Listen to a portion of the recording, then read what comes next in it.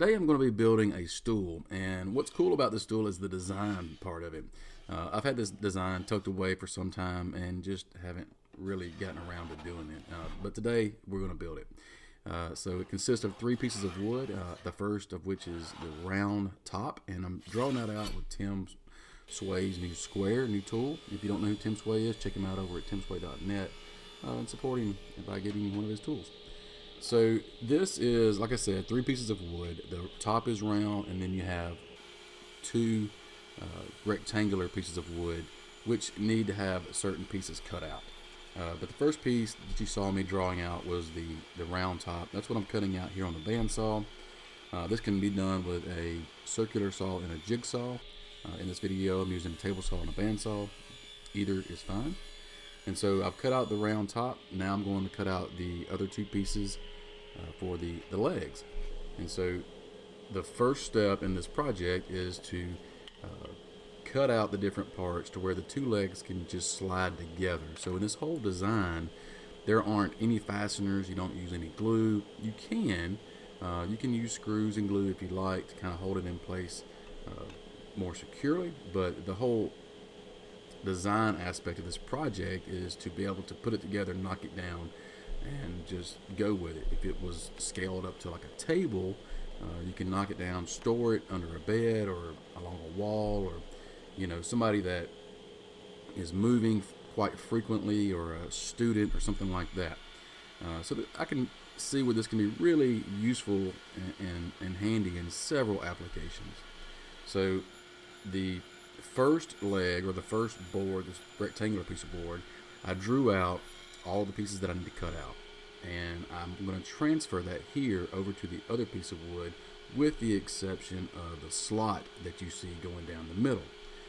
And the reason for that is the other piece will have a shorter slot coming up from the arch, whereas the first one that I did had the slot coming down from the top. And this is going to allow these two pieces of these two boards to slide together and create a crisscross effect, and to where they just lock in place on one another. Here's the second piece. I'm cutting out the bottom arch, and because I've transferred it, they should match up when they go together, and there shouldn't be any inconsistencies there. And so after I get that all cut out, I'm just going to put it together and draw out where the legs meet the top. And that's really honestly the best way. You can measure. I have plans for this, and I've got the measurements on there. But as far as getting it accurate, I recommend just putting the legs together like so, and drawing out where these so-called through tendons are going to be going through the top. So that's what I'm doing here. I'm cutting out the notches around the edge of the circular top where the legs will connect. So I want to just pause for a second and say thank you to all of my patrons. These guys support me over on Patreon, and I just want to say that I appreciate them very much.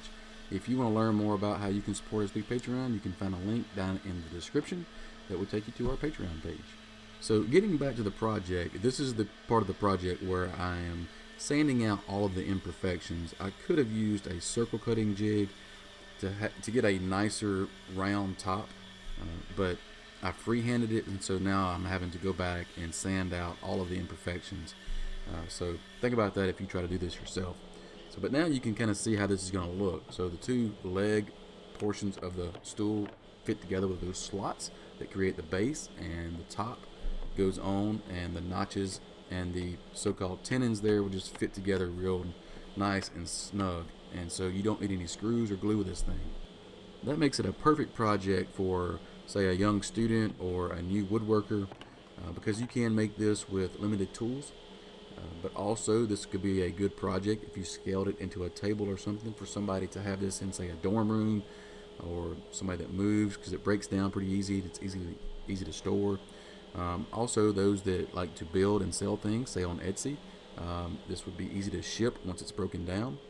But whatever your case is, if you're interested in learning how to build this, we have plans for it. There's a link down in the description. Check it out if you're interested. Thank you for watching, and we'll see you next time.